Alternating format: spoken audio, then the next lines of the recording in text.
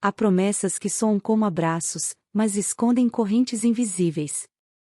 Eu aprendi isso cedo demais. Me chamo Ana Lúcia, e quando perdi minha mãe aos 10 anos, acreditei que o pior já tinha acontecido. Mas a morte dela foi só o começo de um outro tipo de dor, mais silenciosa, mais difícil de explicar. Uma dor que não deixava marcas no corpo, mas que me transformava por dentro todos os dias. O enterro da mamãe foi numa manhã fria, com o chão ainda úmido da chuva da noite anterior. A pequena capela estava cheia de vizinhos, parentes distantes e gente que eu mal conhecia. Eu só enxergava o caixão simples de madeira clara, cercado por flores que pareciam bonitas demais para um momento tão triste. Segurava a mão do meu irmãozinho João, de apenas 7 anos, e tentava esconder as lágrimas dele com a barra do meu vestido. Ele me olhava sem entender, perguntando baixinho quando mamãe ia acordar. Eu não sabia responder. Depois da missa, lembro da tia Helena se aproximando de nós. Ela era a irmã mais nova da mamãe, vivia na cidade vizinha, Santa Rita, e tinha fama de mulher muito correta, sempre vestida com roupas impecáveis e o cabelo preso em coque firme. Até aquele dia, eu a conhecia apenas de algumas visitas rápidas nos natais. Ela me abraçou de forma breve, quase sem encostar de verdade, e disse ao meu pai, com um tom que soava mais como decisão do que oferta: "Não se preocupe, Ernesto. Vou levar a Ana comigo. Vai ser melhor assim." Meu pai, cabisbaixo e abatido, assentiu sem questionar. Ele estava perdido demais na própria dor para discutir. E foi assim que, em poucas horas, eu deixei para trás a casa onde tinha vivido minha infância e entrei no carro da tia Helena rumo a um destino que parecia seguro, mas não era. A viagem até Santa Rita durou pouco mais de 1 hora, mas para mim pareceu uma eternidade. O carro dela cheirava a lavanda misturada com algo metálico, talvez o perfume forte demais, talvez apenas a sensação de entrar num mundo que não era o meu. Tia Helena falava pouco. Comentou apenas sobre como seria bom eu estudar numa escola de verdade e como, com disciplina, eu poderia me tornar alguém decente. Eu, encolhida no banco traseiro, olhava pela janela as estradas de terra ficando para trás, pensando em mamãe e tentando acreditar que minha tia realmente queria cuidar de mim. Quando chegamos, vi a casa dela, grande, de paredes brancas e janelas de madeira verde. Um jardim bem cuidado na frente, com roseiras alinhadas, e uma varanda onde se via 2 cadeiras de balanço. Era, de fato, muito diferente da casa simples de madeira onde eu tinha crescido. Ela me levou até um quarto pequeno, ao lado da cozinha, onde havia uma cama de ferro, um armário estreito e uma mesa com toalha de crochê. "Aqui vai ser seu cantinho, Ana." Disse, sorrindo, mas um sorriso que não alcançava os olhos. "Espero que saiba valorizar a oportunidade que está recebendo." A palavra oportunidade ficou ecoando na minha cabeça. Não era carinho, era um aviso. Naquela primeira noite, tentei me convencer de que estava tudo bem. A cama era dura, o travesseiro tinha cheiro de guardado, mas era um lugar para dormir. Enquanto me cobria com um lençol áspero, ouvi vozes na sala. Tia Helena conversava com uma vizinha. "Coitada, né? Sem mãe tão cedo, mas pelo menos aqui vai aprender a ter juízo. Criança sem disciplina vira problema." Meu coração apertou. Eu não queria ser um problema. Queria apenas que alguém me dissesse que tudo ficaria bem. Nos primeiros dias, ela parecia atenciosa. Acordava cedo, preparava café com pão fresco e me dizia que, com esforço, eu poderia ser útil. No fundo, havia sempre essa palavra, útil. Não falava em felicidade, em acolhimento, apenas em utilidade. Quando vizinhos perguntavam como eu estava, ela respondia sorridente: "Agora está sob meus cuidados. Aqui não vai faltar nada." E todos elogiavam seu gesto nobre. Eu sorria tímida, mas por dentro sentia que aquela bondade tinha um gosto amargo. Na segunda semana, as pequenas obrigações começaram a surgir. Primeiro, arrumar a cama e varrer o quarto. Depois, lavar a louça do café. Logo, também ajudar na feira de sábado, onde tia Helena tinha uma barraca de doces e pães. Vai aprender desde cedo, Ana. Isso é bom para você. Dizia, enquanto me entregava bandejas pesadas de bolos para carregar. Eu obedecia em silêncio, querendo acreditar que ela estava certa, que aquele esforço era só parte de uma nova vida. Mas às vezes, quando eu errava ou deixava cair algo, seu olhar se tornava frio, tão frio que eu tremia por dentro. Preste atenção, menina. Não posso ficar te corrigindo o tempo todo. Dizia em voz baixa, mas dura, para que ninguém além de mim ouvisse. No mercado, algumas pessoas me olhavam com pena. Outras, com indiferença. Uma vizinha comentou: Helena, que bom coração o seu, acolhendo a filha da sua irmã. E ela respondeu, com um sorriso que parecia um troféu: Fiz o que era certo. Agora, vamos ver se a menina retribui. Retribuir. Essa palavra grudou na minha pele como poeira difícil de tirar.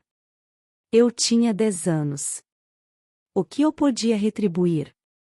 À noite, sozinha no quarto, abraçava o travesseiro e fechava os olhos, tentando lembrar a voz suave de mamãe contando histórias antes de dormir.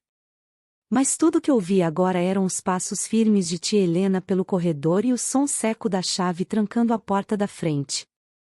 Era uma segurança que me fazia sentir presa, não protegida. Naquele tempo, ainda havia um fio de esperança em mim. Eu repetia para mim mesma que tia Helena era severa porque se importava, que cedo ou tarde ela me trataria como filha de verdade. Mas no fundo, uma sombra já começava a crescer dentro de mim, a sensação de que eu não estava ali por amor, mas por conveniência. E foi nessa mistura de promessas e olhares gelados que começou o meu novo capítulo. Um capítulo que não seria de cura, como eu tinha sonhado, mas de um silêncio pesado, daqueles que ensinam uma criança a se calar antes mesmo de aprender a se defender. As promessas de cuidado logo se transformaram em listas de tarefas. No começo, eram pequenas coisas: arrumar a cama, varrer o quarto, limpar a mesa depois das refeições. Mas a cada semana havia algo novo. Quando percebi, já estava acordando antes do sol nascer para ajudar tia Helena a preparar os bolos e pães que ela vendia na feira de Santa Rita. Eu tinha apenas 10 anos, mas minhas mãos pequenas já cheiravam a massa crua e sabão de tanto esfregar panelas. Você é esperta, Ana.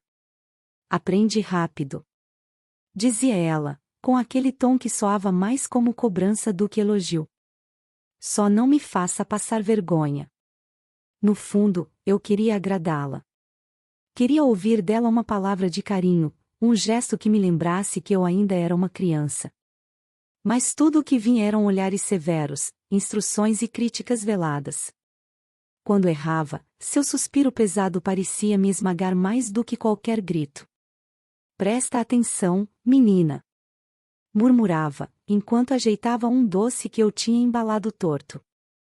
Eu já tenho trabalho demais para ficar refazendo as coisas que você faz mal feitas.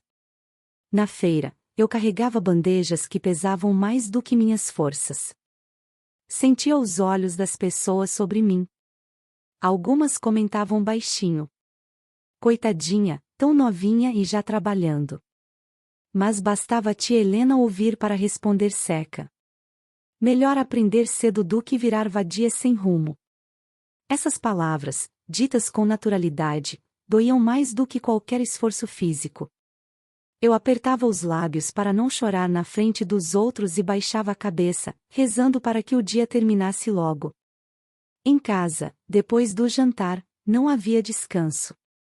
Enquanto as outras crianças do bairro brincavam na rua, eu estava lavando a louça, passando pano no chão ou dobrando roupas.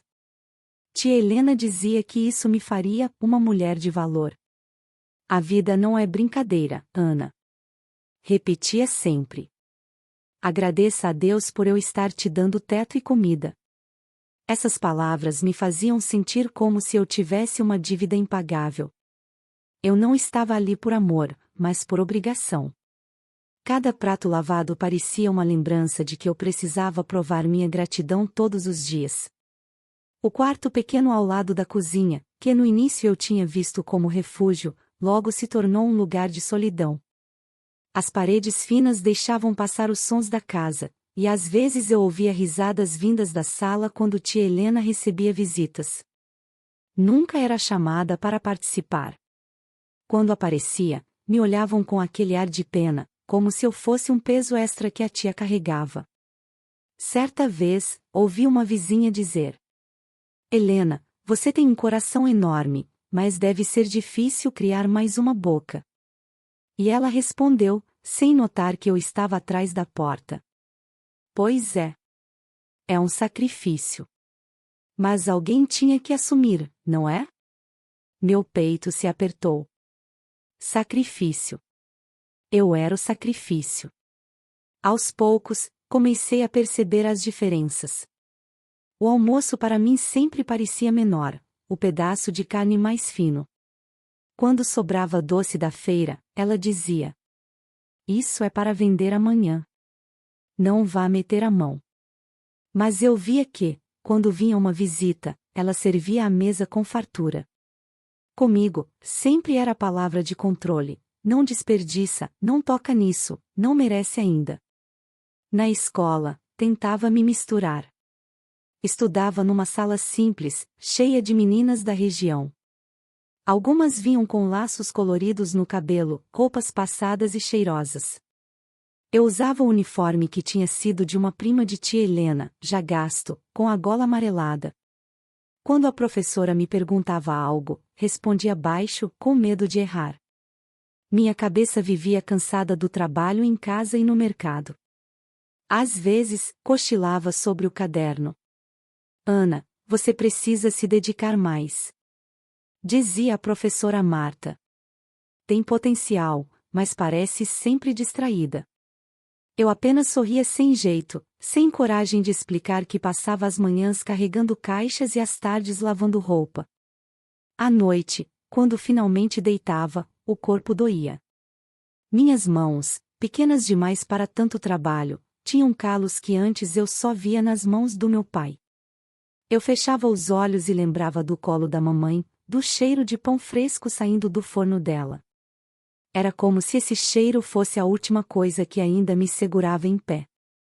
Mas tia Helena sempre aparecia para apagar essa lembrança com suas palavras. Durma cedo, menina. Amanhã tem mais. Com o tempo, aprendi a não esperar carinho. O que eu queria, um abraço, um sorriso sincero, parecia não existir mais. O que existia eram tarefas, cobranças e aquele olhar dela, um olhar que dizia sem palavras: você me deve. Você me dá trabalho. Foi assim que deixei de me sentir filha e passei a me ver como um peso. E ainda era só o começo. A primeira vez que tia Helena me deixou sozinha na barraca da feira, lembro do frio que senti nas mãos, embora fosse um sábado quente de verão. Ela ajeitou o coque no espelho do carro e disse, como quem não dava opção: Hoje você atende. Eu vou resolver umas coisas na prefeitura. Não faça feio, Ana. O caixa tem que bater certinho. Fiquei parada, com o coração batendo forte. Eu nunca tinha lidado com dinheiro. Mal sabia dar o troco certo. Mas ela já se afastava, com passos firmes, sem olhar para trás. Eu fiquei entre as bandejas de bolos, as travessas de cuca, os potes de doce de leite. O cheiro doce me dava enjoo, misturado ao medo de errar. Os primeiros clientes chegaram pouco depois. Cadê Dona Helena? Perguntou uma senhora, olhando em volta. Ela, saiu, respondi baixinho. Posso ajudar? E você dá conta sozinha, menina? Riu um homem, enquanto apontava 2 pedaços de bolo. Tentei sorrir, mas minhas mãos tremiam tanto que quase deixei o prato cair. No final da manhã, tia Helena voltou. Conferiu o dinheiro, contou as notas devagar, e disse apenas: Serviu. Mas precisa ser mais rápida. Não quero o cliente reclamando. Não houve um obrigada, nem um sorriso. Apenas aquele tom seco, como se eu fosse um empregado mal treinado. Nos sábados seguintes, virou rotina. Ela ia embora, e eu ficava. Quando algum cliente elogiava os bolos, tia Helena fazia questão de dizer: receita minha. A menina só ajuda. Mas eu sabia que era eu quem passava a madrugada sovando a massa, colocando no forno, limpando a bagunça depois. Às vezes, no fim da feira, sobrava um pedaço de bolo ou uma fatia de cuca. Eu olhava para aquilo com fome, mas ela guardava rápido numa caixa. Amanhã a gente vende de novo, dizia, fechando a tampa. Não podemos desperdiçar. E eu ia para casa com o estômago vazio, sonhando com o gosto que eu mesma nunca provava. Em casa, os comentários começaram a mudar. Essa menina até que está aprendendo, dizia uma vizinha. E tia Helena respondia, com orgulho falso: sim, pelo menos não dá tanto trabalho. Nunca era um reconhecimento verdadeiro, apenas uma constatação de que eu estava útil. Na escola, meus colegas começaram a notar minhas olheiras. Você vive cansada, Ana? Disse Joana, uma menina que se sentava ao meu lado. Eu apenas dei de ombros. Como explicar? Se eu falasse, ninguém acreditaria. Para todos, tia Helena era a tia bondosa que me resgatou depois da morte da minha mãe. Quem ousaria duvidar dela? Com o tempo, percebi que tia Helena não queria apenas ajuda. Ela queria substituição. Em certos dias, ficava em casa descansando, enquanto eu passava horas atendendo clientes, carregando sacolas, limpando a barraca. Não reclame, menina. Dizia, quando eu chegava exausta. Isso te ensina a ser responsável. Mas no fundo, eu sabia, não era responsabilidade. Era exploração. Uma tarde, cheguei atrasada da feira porque precisei esperar o troco na banca de frutas. Ela estava na porta de casa, braços cruzados, rosto fechado. Que horas são, Ana? Perguntou, sem gritar, mas com a voz baixa que me dava mais medo do que se tivesse gritado. Desculpa, tia, demorou para me darem o troco. Sempre uma desculpa. Murmurou, entrando e batendo a porta. Quando eu era menina, já fazia muito mais que você. Aquela noite, chorei escondida, enfiando o rosto no travesseiro para que ninguém ouvisse. Não queria mais decepcioná-la, mas parecia impossível fazer certo. Por dentro, eu me perguntava, se nem quando eu faço tudo, ela fica satisfeita, o que mais falta em mim? Os dias se repetiam, feira, escola, trabalho em casa. Pouco espaço para brincar, nenhum para sonhar. Meus braços magros começaram a doer com frequência. Quando mencionei isso, tia Helena respondeu: isso é falta de costume. Trabalhar fortalece.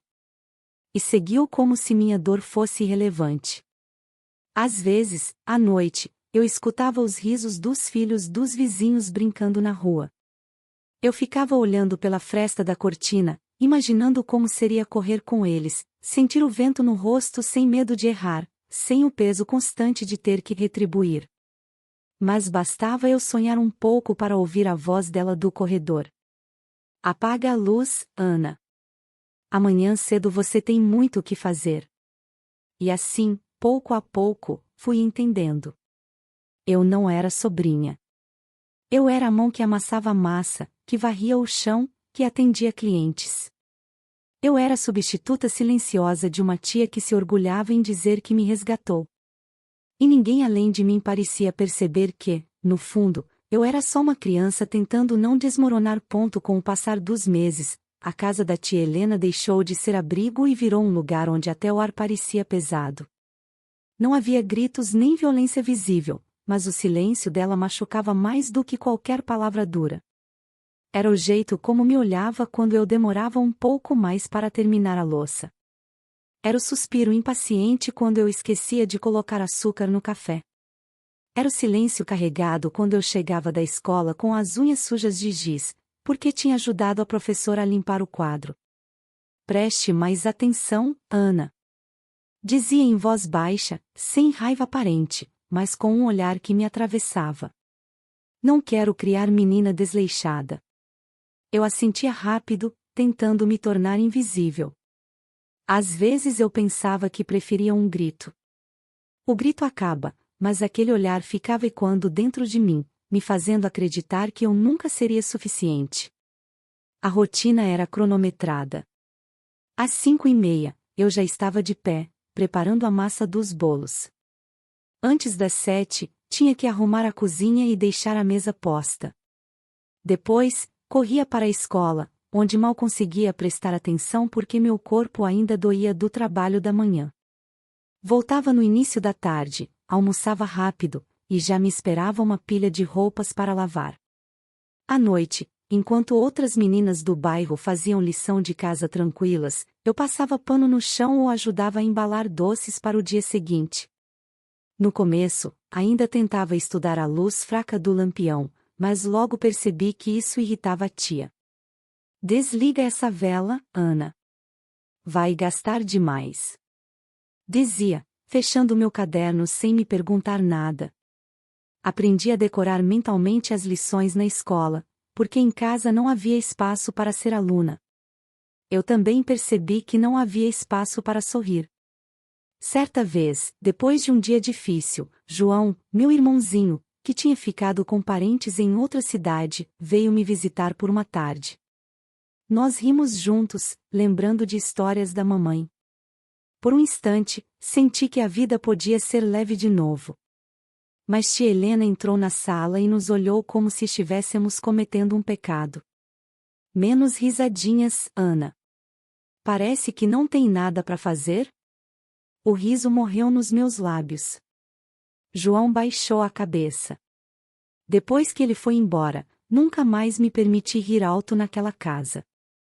As visitas das vizinhas eram outro capítulo. Quando elas apareciam, tia Helena mudava de rosto. O tom de voz ficava mais doce, os gestos mais suaves. A menina está indo bem, dizia, acariciando de leve meu ombro, gesto que nunca fazia quando estávamos sozinhas. Dá trabalho, mas é esforçada. E todas elogiavam sua bondade. Eu sorria tímida, fingindo que aquele carinho era real. Mas assim que a porta se fechava, o sorriso desaparecia dela. O toque desaparecia. Voltava apenas o olhar frio. Às vezes, eu pegava ela me observando em silêncio, sem dizer nada, apenas avaliando. Esse olhar me dava arrepios. Era como se ela me medisse, calculando se eu estava valendo a pena. As noites eram as piores. Eu deitava exausta, mas o sono custava a vir. Ficava ouvindo os passos dela no corredor, o ringer do piso de madeira, o barulho das chaves sendo guardadas na gaveta da cozinha. O silêncio da casa era tão grande que cada pequeno som parecia um aviso. Eu dormia abraçada ao travesseiro, tentando não pensar no dia seguinte. Uma vez, sonhei com minha mãe. No sonho, ela cantava baixinho enquanto me penteava o cabelo. Acordei com lágrimas nos olhos e a sensação de que o quarto estava ainda mais frio. Apontei para o espelho e vi meus próprios olhos, já não pareciam de criança. Havia neles um peso que eu não sabia explicar. Na escola, as meninas falavam de festas juninas, de vestidos coloridos e quadrilhas. Eu fingia interesse, mas sabia que não iria. Posso ir, tia? Ousei perguntar, um dia.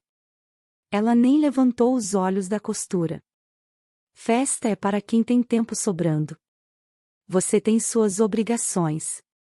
Foi a última vez que pedi. O tempo passava devagar, cada dia igual ao anterior, e eu me perguntava se era assim que seria para sempre. Eu não era mais criança. Eu não era filha. Eu era alguém que devia obedecer. E comecei a acreditar que talvez fosse isso que eu merecia. Mas no fundo, em algum lugar escondido, uma parte de mim ainda resistia. Uma parte que, embora fraca, sussurrava baixinho: isso não é cuidado. Isso não é amor. Só que naquela casa de silêncio, esse sussurro era fácil de abafar. O dia em que compreendi que tia Helena nunca me viu como sobrinha começou como tantos outros. Acordei cedo, preparei a massa, arrumei a cozinha. Mas naquela manhã, enquanto levava uma bandeja pesada de bolos até a feira, ouvi duas vizinhas conversando atrás de mim.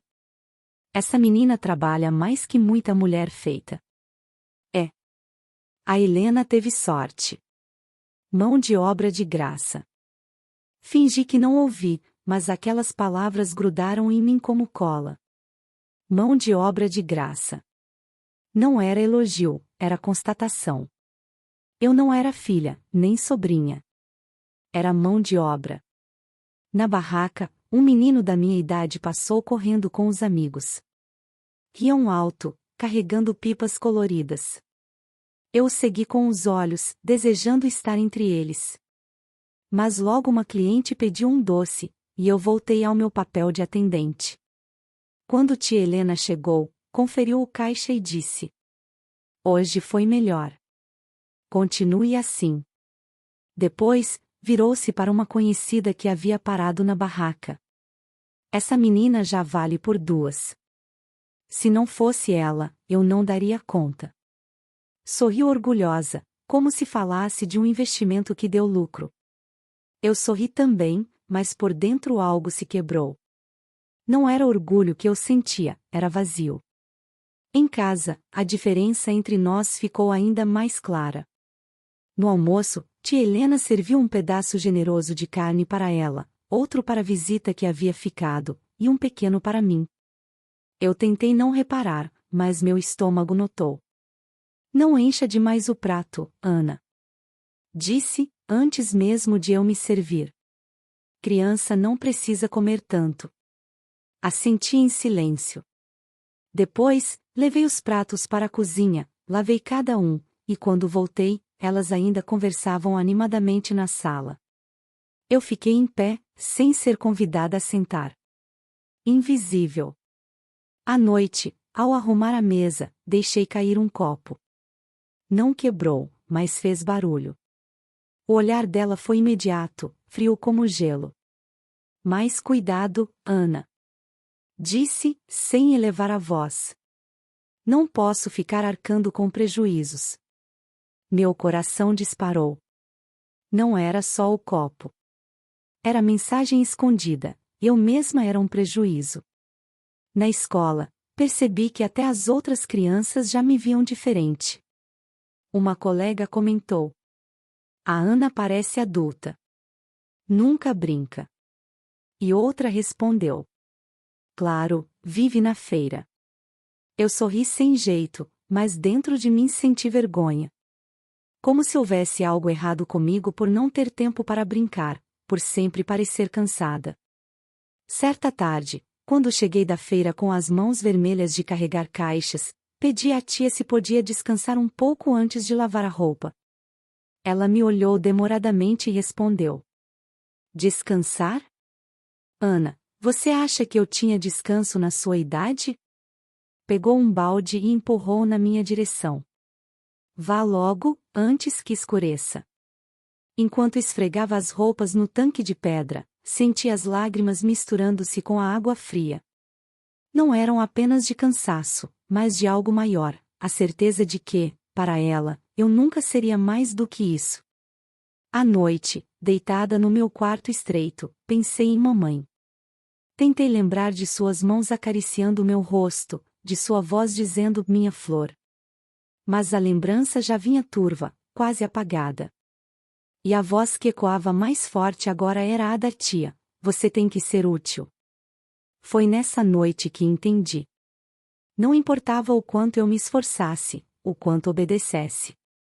Para tia Helena, eu não era uma menina em luto, não era família. Eu era um peso a ser aproveitado, uma dívida que nunca se pagava. E o pior era sentir que todos à nossa volta acreditavam no contrário, que eu tinha tido sorte, que eu estava sendo acolhida. Eu sorria para eles, mas por dentro, começava a morrer em silêncio. Com o tempo, o silêncio deixou de ser apenas o da casa. Passou a ser também o meu. Eu já não pedia nada, já não perguntava, já não sonhava. Aprendi a me mover sem fazer barulho, a falar apenas o necessário, a esconder qualquer emoção que pudesse incomodar. Na escola, enquanto as outras meninas planejavam a quadrilha da festa junina, eu fingia interesse, mas já sabia que não iria. Nem precisava perguntar. Quando uma colega insistiu: "Vai com a gente, Ana, vai ser divertido." Eu sorri e disse: "Não posso, tenho que ajudar minha tia." Elas se entreolharam com pena. A pena era quase pior que o desprezo. Na sala de aula, a professora Marta às vezes me observava com atenção. "Ana, você está sempre tão quieta, está acontecendo alguma coisa em casa?" Meu coração disparava, mas a resposta já estava pronta, ensaiada. "Está tudo bem, professora." Ela assentia, mas seus olhos mostravam dúvida. Eu me agarrava a essa dúvida, como se fosse um fio de esperança de que alguém pudesse ver além. Mas ao mesmo tempo, o medo me fazia calar. Se eu falasse, quem acreditaria? Para todos, tia Helena era o exemplo de mulher generosa, a tia que tinha me resgatado. As noites eram longas. Depois de horas de trabalho, deitava no colchão duro do meu quarto ao lado da cozinha. Ouviam-se os passos de tia Helena até tarde, e o som do relógio da sala marcando cada segundo. Muitas vezes eu chorava baixinho, mordendo o travesseiro para abafar os soluços. Com o tempo, as lágrimas secaram. Fiquei apenas com o vazio. Minha imagem no espelho também começou a mudar. Eu tinha 11 anos, mas meu rosto parecia mais velho. As olheiras fundas, os ombros sempre curvados, as mãos cheias de pequenos cortes de tanto esfregar panelas e carregar caixas. Um dia, ao me olhar, pensei: não pareço mais uma menina. E aquilo doeu mais do que qualquer coisa. No mercado, algumas pessoas comentavam: "Essa menina é uma bênção para Helena. Trabalha direitinho." Eu sorria tímida, mas por dentro sentia como se estivessem falando de outra pessoa, alguém que não existia. Eu não era bênção. Eu era a troca, o pagamento invisível pelo favor de me acolher. Até meu corpo aprendeu a se esconder. Quando ria sem querer, logo me calava, temendo o olhar frio dela. Quando me distraía com alguma lembrança boa, logo me repreendia, como se não tivesse direito àquilo. Era como se a casa inteira dissesse: "Não seja leve, não seja criança, não incomode." Um dia, uma colega me ofereceu um pedaço de bolo de fubá no recreio. Peguei devagar, quase com medo. O gosto doce me trouxe uma memória da mamãe, e por um instante, senti um calor no peito. Mas logo me lembrei das palavras da tia. "Não se acostume com presentes, menina. Nada vem de graça." Devolvi o pedaço, inventando que não estava com fome. Minha colega estranhou, mas não insistiu. Passei a acreditar que eu realmente não merecia. Não merecia o bolo, nem a festa, nem o riso. Eu era um peso. Um gasto. Um incômodo. E quanto mais acreditava nisso, mais me calava. Às vezes, me perguntava se meu pai, que tinha me deixado com a tia, pensava em mim. Mas logo afastava esse pensamento. Se pensasse, já teria vindo me buscar. Concluí que até para ele eu era peso demais. Foi nesse tempo que aprendi a arte de desaparecer. Não fisicamente, mas por dentro. Estava ali, mas quase não existia. Apenas cumpria tarefas, obedecia ordens, mantinha o silêncio. Era mais seguro assim. Só que dentro de mim, bem escondido, ainda havia uma chama fraca, uma pequena lembrança de que eu já tinha sido amada. E era essa lembrança que me fazia resistir, mesmo que fosse apenas respirando em silêncio, noite após noite. Por muito tempo, achei que meu destino era apenas obedecer e calar. Mas aos poucos, quase sem perceber, comecei a inventar pequenas maneiras de lembrar a mim mesma que ainda era gente, que ainda existia algo além das ordens da tia Helena. Eram coisas miúdas, quase invisíveis. Como guardar um pedaço de pão no bolso, escondido, e comer devagar à noite, quando todos já dormiam. O gosto era simples, mas para mim parecia um banquete. Ou cantar baixinho, tão baixo que nem eu mesma ouvia direito, enquanto lavava a louça, só para sentir por um instante que minha voz ainda era minha. Um dia, encontrei um lápis gasto e algumas folhas de caderno jogadas na lixeira da escola. Levei para casa escondido. À noite, quando a casa dormia, riscava palavras soltas, desenhos sem sentido. Escrevia o nome da mamãe, tentava lembrar seu rosto. Aquilo me dava uma estranha sensação de alívio, como se eu estivesse falando com ela em segredo. Também descobri um canto atrás do galpão onde ela guardava as caixas vazias da feira. Um espaço estreito, entre a parede e um monte de caixotes. Ali, eu me encolhia às vezes, só para sentir que tinha um lugar que era só meu. Levava um pedaço de pano e fingia que era uma casinha. Ninguém sabia. Aquilo era minha fortaleza invisível. Na feira, aprendi a inventar desculpas rápidas. Quando um cliente perguntava por tia Helena e eu sentia o olhar curioso dele sobre mim, eu respondia: "Ela já volta, só foi resolver uma coisa." E aproveitava os segundos de solidão para respirar fundo, olhar o céu, imaginar que eu também podia correr como as crianças que passavam rindo. Algumas vezes, quando sobrava um restinho de doce grudado na panela, eu passava o dedo rápido antes de lavar. Colocava na boca como quem comete um crime. Era doce demais, talvez até enjoativo, mas tinha gosto de vitória. Esses pequenos gestos não mudavam a realidade, mas me davam uma sensação secreta de poder. Como se, apesar de tudo, eu ainda tivesse algo que tia Helena não podia controlar, meus pensamentos. Às vezes, deitada no quarto estreito, inventava histórias. Imaginava que um dia um parente distante viria me buscar, que eu teria um quarto colorido, livros, amigos. Outras vezes, sonhava que a mamãe entrava pela porta e dizia que tudo aquilo tinha acabado, que eu podia voltar para casa. Sabia que eram fantasias, mas elas me ajudavam a aguentar. Aos poucos, percebi que tia Helena não percebia essas rebeldias miúdas. Ela via a menina obediente, útil, silenciosa. Mas dentro de mim, eu alimentava algo que ela não podia ver, a esperança de que minha vida não seria só aquilo. Uma tarde, depois de muito trabalho na feira, voltei para casa exausta. Enquanto ela contava o dinheiro, me sentei na varanda, sozinha. O vento trouxe o cheiro das flores de um jardim vizinho. Fechei os olhos e, por alguns segundos, deixei que aquele perfume me levasse para longe, para um campo verde onde eu corria com minha mãe. Quando abri os olhos, tia Helena estava me observando pela janela. Seu olhar era duro, desconfiado. "O que faz aí parada, Ana?" perguntou. "Só descansando um pouco, tia." Ela franziu os lábios. "Descanso é luxo. Vai lavar as panelas." Levantei devagar, obedeci. Mas por dentro, guardei aquele instante de liberdade como quem guarda um tesouro. Foi assim que aprendi a resistir.